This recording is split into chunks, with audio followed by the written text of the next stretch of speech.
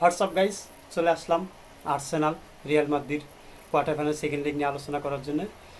First লেগে Real Madrid Arsenal ঘরে মাঠে 3-0 গোলে পরাজিত হয়ে আসে। তাহলে কি আজকে বার্নাবিতে কোনো ম্যাজিক ঘটবে, কোনো মিরাক্কেল, কিংবা বার্নাবি বিলিভ, কোনটা ঘটতে চলছে? আপনারা কি মনে করেন? অবশ্যই কমেন্ট বক্সে জানাবেন। আমি একটা আলোচনা করি। যতটুকু খুঁজলাম, তথ্য দেখলাম, রিয়াল মাদ্রিদ ফিরে আসার সম্ভাবনা ফুটবলীয় তথ্য থেকে 0, কিন্তু নামটা রিয়াল মাদ্রিদ। খেলাটা হচ্ছে বার্নাবিউতে, যেখানে তাদের প্রত্যাবর্তনের আগে গল্প অনেক অনেক অনেক দেখা গেছে। আমরা বিগত কয়েকটা ইউসিএলেও দেখতে পারছি। রিয়ালকে বলা হয় ইউসিএলের ম্যারাডোনা। তাদের যে ভাগ্য, যার কারণে এই প্রত্যাবর্তনের গল্প তাদের শরীরে আষ্টে পৃষ্ঠে লেগে আছে। আজকে কী ঘটতে চলছে? রিয়াল মাদ্রিদ বার্নাবিতে নামার আগে আর্সেনালকে সব ধরনের ইঙ্গিত দিয়ে রাখতেছে। তারা আর্সেনালকে অফ দ্য ফিল্ড, মানে আর্সেনালের ভয়ে কাঁপুনি ধরানোর জন্য যা যা করার দরকার তারা তাই করতেছে। দেখলাম জুড বেলিংহাম থেকে শুরু করে সবাই বলতেছে কামব্যাক কামব্যাক কামব্যাক। তারা আজকে ম্যাচের জন্য প্রস্তুত। ইভেন রিয়াল মাদ্রিদ তাদের অফিসিয়াল পেজ, ফেসবুক পেজে দেখলাম পোস্ট করছে বার্নাবিউতে 90 মিনিট অনেক দীর্ঘ একটা সময়। এবং সেই সাথে আরও দেখতে পারলাম বার্নাবিউতে নাকি 20 বছরের নিচে কোনো যুবককে ঢুকতে দেওয়া যাবে না, মানে যুবক বলতে কোনো শিশুকে প্রবেশ করতে দিবে না, এবং 40 বছরের বেশি কাউকে অ্যালাউ করবে না।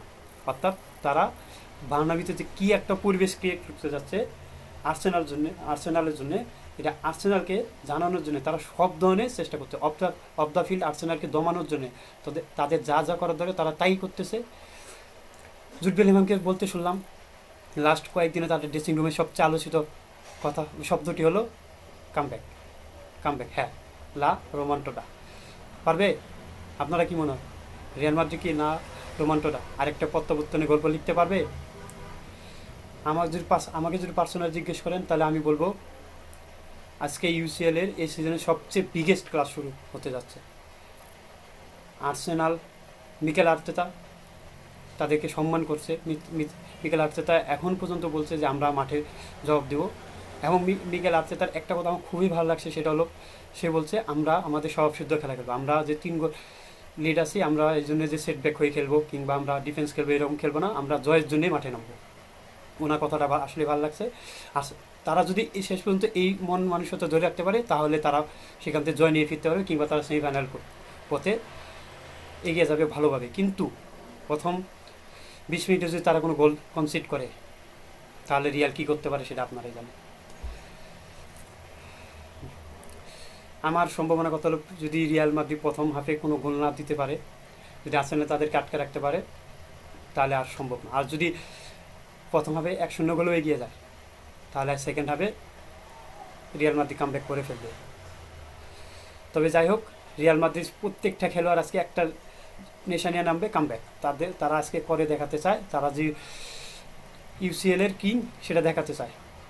আপনারা কি মনে করেন কী হতে যাচ্ছে আজকে রাত্রে বার্নাবিউতে? দেখতে চোখ রাখুন রাত 1টায়। ও হ্যাঁ, আর একটা কথা বলি, অপরদিকে ইন্টারের ঘরে মাঠে বায়ার্ন ভার্সেস ইন্টার খেলা হবে, যেখানে প্রথম লেগে ইন্টার বায়ার্নের ঘরে মাঠে 2-1 গোলে এগিয়ে আছে। তো এটার প্রেডিকশন আপনারা বলে দিন, দুটা ম্যাচের প্রেডিকশন কী হতে পারে কমেন্ট বক্সে দিবেন। এবং আমার কথা বলার মধ্যে কোনো ভুল ত্রুটি হলে অবশ্যই জানাবেন। আমার সামনে কীভাবে কথা বলা উচিত, কীভাবে রিপ্রেজেন্ট দেওয়া উচিত অবশ্যই জানাবেন। আমি কৃতজ্ঞতা থাকবো। দেখা যাক, সবার মতো আমিও আশা আছি আজকে পিক একটা ম্যাচ দেখার জন্য, রিয়াল মাদ্রিদ ভার্সেস আর্সেনাল।